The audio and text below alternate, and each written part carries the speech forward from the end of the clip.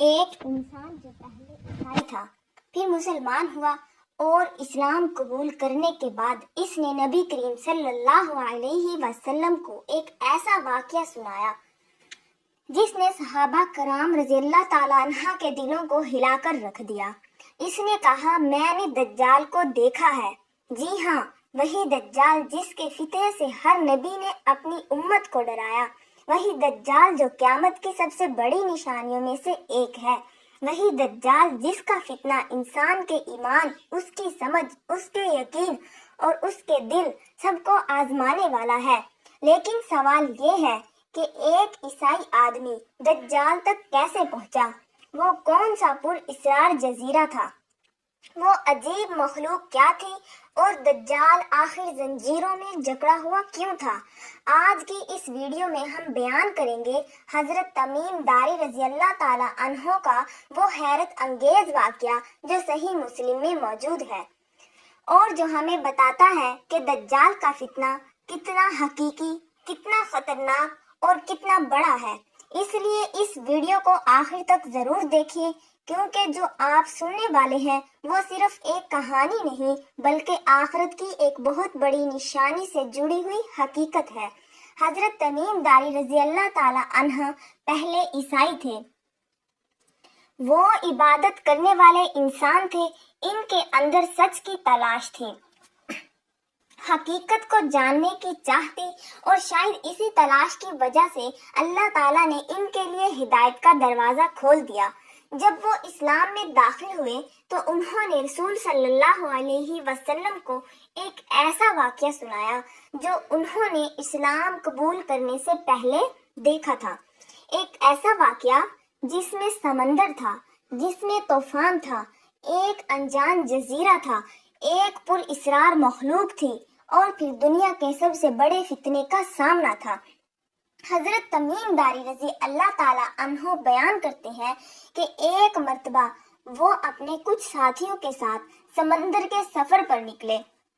شروع میں شاید سب کچھ معمول کے مطابق تھا، ہوائیں چل رہی تھی، جہاز آگے بڑھ رہا تھا اور سفر اپنی رفتار سے جاری تھا۔ لیکن اچانک سمندر کا مزاج بدل گیا، ہوائیں بہت تیز ہو گئی، آسمان پر سیاہ بادل چھا گئے، لہریں بلند ہونے لگی، جہاز بری طرح ہلنے لگا اور دیکھتے ہی دیکھتے وہ لوگ ایک خوفناک طوفان میں پھنس گئے۔ یہ کوئی معمولی طوفان نہیں تھا، یہ ایسا طوفان تھا جس نے انہیں ایک دن یا 2 دن نہیں بلکہ پورا 1 ماہ سمندر میں بھٹکائے رکھا۔ ذرا تصور کریں اس منظر کا، جہاں چاروں طرف صرف پانی ہی پانی، اوپر تاریک آسمان، نیچے بے قرار سمندر، تیز ہوائیں، خوف سے بھرے چہرے، اور ہر لمحہ یہ احساس کہ شاید اب زندہ بچنا مشکل ہے۔ دن گزرتے گئے، راتیں کٹتی گئی، لیکن ساحل نظر نہیں آتا تھا۔ ایسا لگتا تھا جیسے سمندر نے انہیں اپنے اندر قید کر لیا ہو۔ پھر ایک دن کافی بھٹکنے کے بعد انہیں ایک جزیرہ دکھائی دیا۔ وہ لوگ اس جزیرے کی طرف بڑھے۔ شام کا وقت تھا، سورج غروب ہو رہا تھا، ہوا میں ایک عجیب سی خاموشی تھی، اور اس خاموشی میں ایک خوف چھپا ہوا تھا، جیسے یہ کوئی عام جگہ نہ ہو۔ وہ لوگ ساحل پر اترے، شاید انہیں امید تھی کہ یہاں انہیں پانی ملے گا، آرام ملے گا یا کوئی مدد حاصل ہو جائے گی، لیکن جو کچھ وہاں ان کا انتظار کر رہا تھا وہ ان کے تصور سے بھی کہیں آگے کا تھا۔ جیسے ہی وہ جزیرے کے اندر بڑھے، انہوں نے ایک عجیب و غریب مخلوق دیکھی۔ اس کے پورے جسم پر اتنے زیادہ بال تھے کہ یہ سمجھنا مشکل تھا کہ اس کا اگلا حصہ کون سا ہے اور پچھلا حصہ کون سا ہے۔ وہ نہ مکمل طور پر انسان لگتی تھی اور نہ ہی عام جانور، بلکہ ایک ایسی مخلوق تھی جسے دیکھ کر دل میں حیرت بھی پیدا ہوئی اور خوف بھی۔ وہ لوگ گھبرا گئے۔ انہوں نے پوچھا، تم کون ہو؟ انہوں نے جواب دیا، میں جساسہ ہوں۔ جساسہ، یہ نام ہی اپنے اندر ایک عجیب راز رکھتا ہے۔ علماء نے لکھا ہے کہ جساسہ ایسی مخلوق کو کہا جاتا ہے جو خبریں جمع کرے، جاسوسی کرے یا کسی بڑے راز سے تعلق رکھتی ہو۔ یہ جواب سن کر ان کا خوف اور بھی بڑھ گیا، لیکن یہ بات یہی ختم نہیں ہوئی۔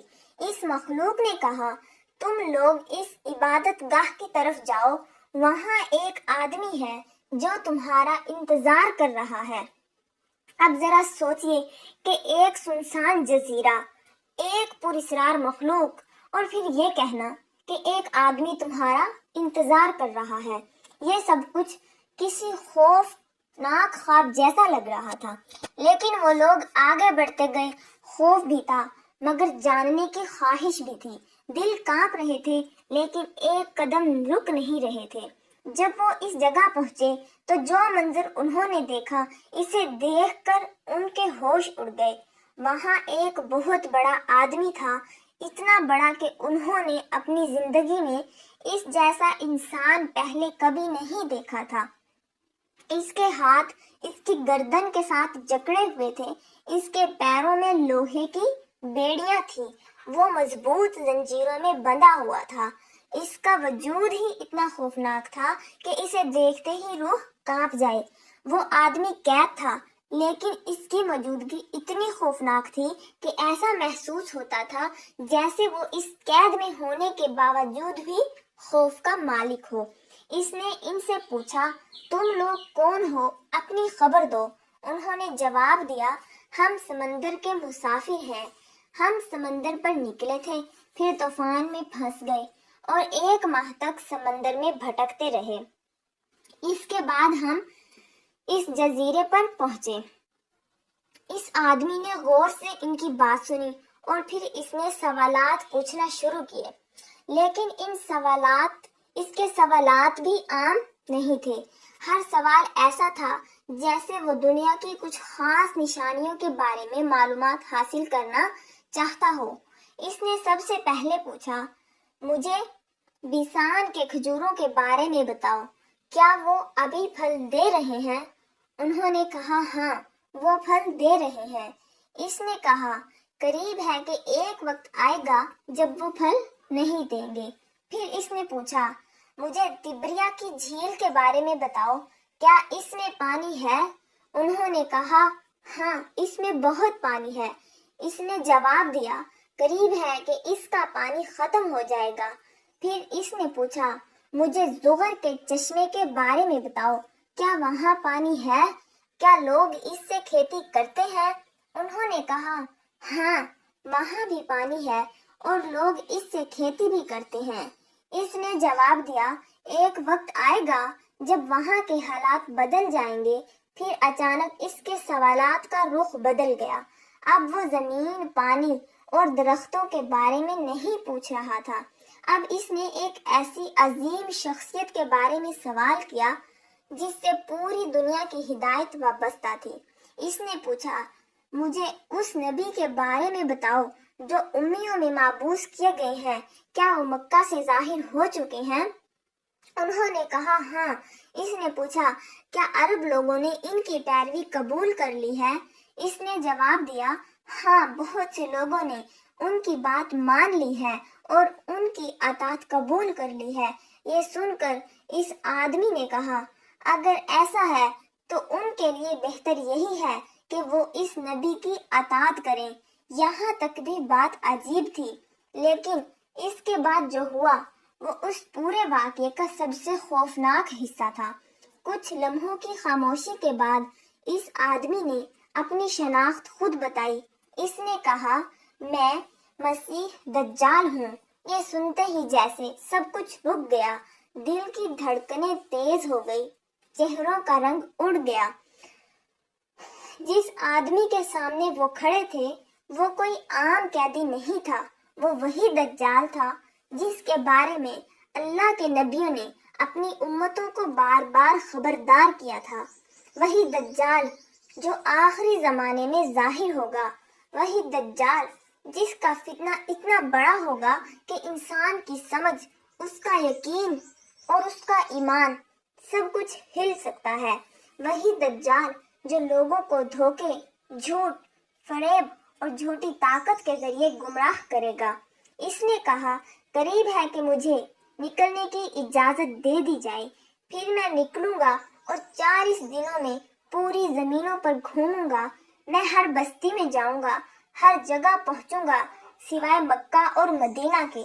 ان دونوں شہروں میں داخل ہونے سے فرشتے مجھے روکیں گے، میں چاہوں گا بھی تو وہاں داخل نہیں ہو سکوں گا۔ یہ سن کر حضرت تمیم داری اور ان کے ساتھی حیران و پریشان رہ گئے۔ اب انہیں یقین ہو چکا تھا کہ ان کا سامنا دنیا کے سب سے بڑے فتنے سے ہو چکا ہے۔ وہ وہاں سے واپس لوٹے۔ وقت گزرا، پھر اللہ تعالیٰ نے حضرت تمیم داری رضی اللہ تعالیٰ عنہ کو اسلام قبول کرنے کی دولت عطا فرمائی۔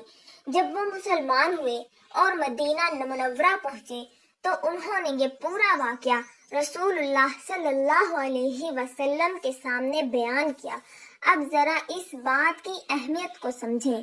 یہ کوئی عام بیان نہیں تھا، یہ ایک ایسے انسان کی گواہی تھی جس نے خود اس جگہ کو دیکھا تھا، اس مخلوق کو دیکھا تھا اور دجال سے سوال و جواب کیے تھے۔ جب نبی کریم صلی اللہ علیہ وسلم نے حضرت تمیم داری رضی اللہ تعالی عنہ کا یہ واقعہ سنا تو آپ نے لوگوں کو جمع کیا۔ پھر آپ صلی اللہ علیہ وسلم نے انہیں بتایا کہ تمیم داری کا بیان ان کی باتوں کے مطابق ہے جو آپ صلی اللہ علیہ وسلم پہلے ہی لوگوں کو دجال کے فتنے کے بارے میں بتاتے آئے تھے۔ یعنی یہ واقعہ نہ صرف حیرت انگیز تھا بلکہ نبی کریم صلی اللہ علیہ وسلم کی بیان کردہ باتوں کی بھی تصدیق کرتا تھا۔ یہاں سے ہمیں بہت بڑی نصیحت ملتی ہے۔ سب سے پہلی بات، دجال کوئی کہانی نہیں بلکہ ایک حقیقت ہے۔ اس کا ظہور قیامت کی بڑی نشانیوں میں سے ہے اور اس کا فتنہ اتنا بڑا ہوگا کہ شاید انسانیت نے اس سے بڑا امتحان کبھی نہ دیکھا ہو۔ دوسری بات، رسول صلی اللہ علیہ وسلم نے اپنی امت پر بہت بڑا احسان فرمایا کہ پہلے ہی ہمیں خبردار کر دیا۔ آپ صلی اللہ علیہ وسلم نے دجال کی علامات بتائی، اس کے فتنے کے بارے میں بتایا اور اس سے بچنے کے طریقے بھی سکھائے۔ تیسری بات، مکہ مکرمہ اور مدینہ منورہ اللہ تعالیٰ کی خاص حفاظت میں ہے۔ دجال اپنی پوری طاقت کے باوجود ان دونوں مقدس شہروں میں داخل نہیں ہو سکے گا۔ چوتھی بات، فتنوں کے دور میں صرف معلومات کافی نہیں ہوتی بلکہ مضبوط ایمان بھی ضروری ہوتا ہے۔ آج بھی جھوٹ کو سچ بنا کر پیش کیا جاتا ہے، فریب کو خوبصورت بنا کر دکھایا جاتا ہے، لوگ ظاہری چمک سے متاثر ہو جاتے ہیں۔ ایسے میں دجال کے فتنے کو سمجھنا اور بھی ضروری ہو جاتا ہے، کیونکہ دجال صرف طاقت کے ذریعے نہیں جیتے گا، وہ دھوکے کے ذریعے انسان کو گمراہ کرنے کی کوشش کرے گا، نظر کے دھوکے سے، حالات کے دھوکے سے، دماغ کے دھوکے سے اور دل کے دھوکے سے۔ اس لیے نبی کریم صلی اللہ علیہ وسلم نے ہمیں سکھایا کہ ہم دجال کے فتنے سے اللہ تعالیٰ کی پناہ مانگیں، ہر نماز میں اس سے بچنے کی دعا کریں اور سورۃ کہف کی ابتدائی آیات پڑھیں اور یاد کریں۔ آج ہم جس دور میں جی رہے ہیں وہاں سچ اور جھوٹ کے درمیان فرق کرنا بھی کبھی کبھی مشکل ہو جاتا ہے۔ لوگوں کے سامنے چیزوں کو اس طرح پیش کیا جاتا ہے کہ جھوٹ بھی سچ جیسا محسوس ہونے لگتا ہے۔ یہی وجہ ہے کہ دجال کے فتنے سے بچنے کی تیاری صرف آنے والے وقت کی بات نہیں بلکہ آج سے تیاری کرنے کی بات ہے۔ ہمیں اپنے ایمان کو مضبوط کرنا ہوگا، اپنے گھروں میں دین کی بات لانی ہوگی، اپنے بچوں کو آخرت کی نشانیوں کے بارے میں بتانا ہوگا، قرآن سے اپنا تعلق مضبوط کرنا ہوگا، دعا، ذکر اور سنت کے ساتھ اپنی زندگی کو جوڑنا ہوگا۔ حضرت تمیم داری رضی اللہ تعالی عنہ کا یہ واقعہ ہمیں صرف ڈراتا نہیں بلکہ ہمیں جگاتا بھی ہے۔ یہ ہمیں بتاتا ہے کہ جن چیزوں کو ہم غیب کی خبریں سمجھتے ہیں وہ اللہ تعالیٰ اور اس کے رسول کی بتائی ہوئی سچی خبریں ہیں، اور جب وقت آئے گا تو وہ سب پورا ہو کر رہے گا۔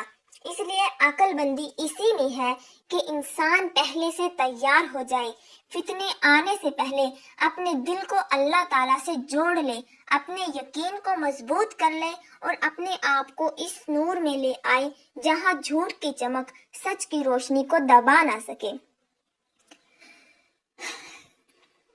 سوچئے، اگر سمندر میں بھٹکا ہوا ایک مسافر ایک انجان جزیرے پر جا کر دنیا کے سب سے بڑے فتنے کو دیکھ سکتا ہے تو کیا یہ بات ہمارے لیے کافی نہیں کہ ہم اپنے ایمان کی حفاظت کو اپنی سب سے بڑی ترجیح بنائیں؟ کیا ہم نے کبھی اپنے آپ سے یہ سوال کیا ہے کہ اگر دجال کا دور آ جائے تو ہمارا یقین کتنا مضبوط ہوگا؟ کیا ہم سچ کو پہچان پائیں گے؟ کیا ہم دھوکے سے بچ پائیں گے؟ کیا ہمارے دل میں اتنا نور ہوگا کہ ہم فریب کی چمک سے متاثر نہ ہوں؟ یہی سوال اس واقعے کا اصل پیغام ہے۔ یہ تھا حضرت تمیم داری رضی اللہ تعالی عنہ کا وہ حیرت انگیز واقعہ۔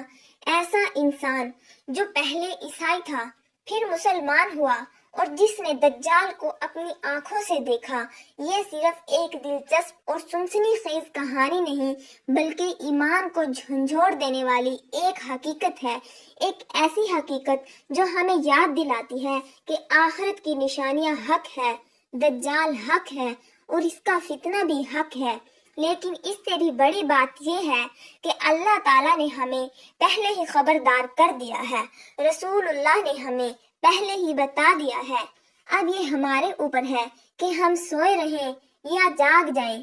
اپنے دلوں کو مضبوط کیجیے، اپنے ایمان کی حفاظت کیجیے، اپنے گھروں میں دین کو